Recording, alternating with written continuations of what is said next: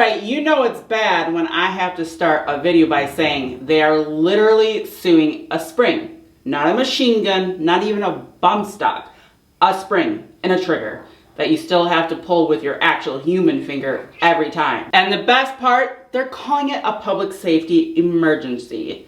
So buckle up, we're diving headfirst into the dumbest legal panic since ghost guns gave my grandma PTSD. I'm really sorry if my cats are meowing, they're in a very playful mood right now. Alright class, let's talk about terrifying forced reset trigger. It's a trigger with a spring. It resets faster after you shoot so you can fire quicker, but you still have to pull it every single time. Sounds scary, right? No? Oh, then you're probably not a Democratic Attorney General suing over it. See, back in 2022, the ATF decided that if a trigger makes a gun sound too spicy, it must be a machine gun. They declared forced reset triggers illegal and started confiscating them like they were fentanyl-laced nukes. Fast forward to 2024, a Texas court looked at the ATF and said, yeah, no, that's not a machine gun, Karen. And suddenly 12,000 of these scary springs were supposed to go back to the people they were taken from. The moment the ATF settled the case and agreed to give back the triggers, every anti-gun state attorney general in the country printed to the nearest courtroom like it was a Black Friday ammo sale. We are talking California, New York, Illinois, Oregon, Maryland, Washington, the whole ban it if it goes bang collision. They filed a lawsuit claiming these triggers are machine guns in disguise. They are used in crimes by gangs and traffickers, and my personal favorite, they're going to bankrupt hospitals and law enforcement across America. Because when I think of budget deficits, I think, you know, what's really bleeding us dry? Trigger accessories? So what is this really about? This lawsuit ain't about safety, it's not about crime, it's about control and precedence. The ATF lost. L-O-S-T. Lost. Actually, I should do that capital. Anyways, the ATF lost.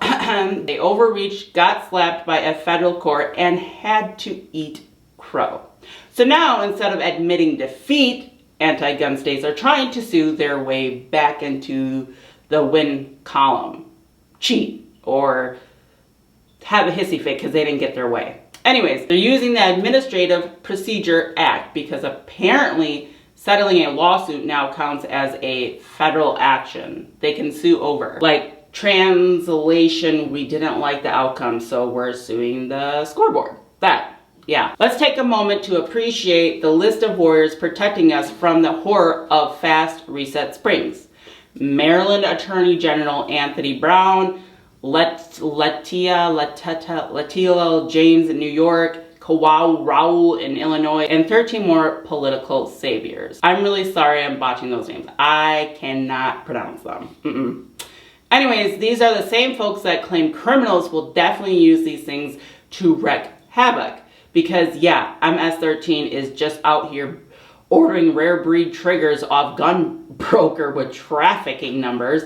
Sure. And who are they suing? The Trump era DOJ. Yeah, they're suing the people who settled with rare breed triggers and agreed to stop pretending that a spring makes your AR-15 a belt-fed M240. This isn't a public safety issue. It's a butthurt lawsuit by people who don't like losing. Newsflash, none of us do, but sometimes we have to take the L when it's an actual L. Here's the part where they scare soccer moms with stats. The state claims these FRT'S were used in crimes.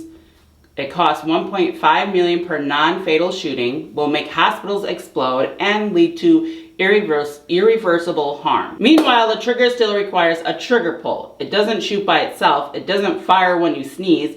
It just resets quicker. That's it. It's like suing Glock because their slide cycles efficiently. Oh no, officer, the recoil spring made me do it. Even inside the ATF, people are losing it over this. Former ATF legal chief Rob Leiter wrote a whole whiny memo about how this settlement will cause carnage. That's a direct quote, carnage. You know what causes carnage? Crime, not springs. But sure, go ahead and pretend that returning 12,000 forced reset triggers to their owners is going to make a Chicago suddenly more dangerous than it already is. Let's be real, if this was really about saving lives, they'd be suing over gas prices, not gun parts. So what happens now? These states want a federal judge to issue an injunction that says, nope, ATF, you can't honor your settlement. You must keep pretending springs aren't machine guns. If they win, those 12,000 triggers stay in ATF jail. If they lose, they go back to the owners and anti-gunners, cry on MSNBC about loopholes for 3 straight weeks. Either way, the anti-gun lobby will say it's the end of America, all because, you guessed it, a faster reset that you still have to pull with your own finger every single time. So here's our Only Tactical Fans Cliff Notes. The ATF tried to ban a spring, they lost, now blue states are suing to get their power back, and they're acting like this accessory is the next Hiroshima, I can't pronounce it. You know what I'm saying though. You can't make this crap up. It's fucking wild. If you enjoyed this breakdown of bureaucratic stupidity, hit that like button like you're slapping the ATF agent off your property. Subscribe for more sarcasm, more gun rights, and more what the fuck moments in the government logic and updates of the auto key card case. And if you want to support the channel and piss off a few alphabet agencies while you're at it, grab some merch at onlytacticalfans.myshopify.com. We've got shirts, we've got keychain stickers, all of it. So go shop at onlytacticalfans.myshopify.com. All right, I am out. Stay free, stay sarcastic, and for the love of liberty, keep your springs legal. Peace.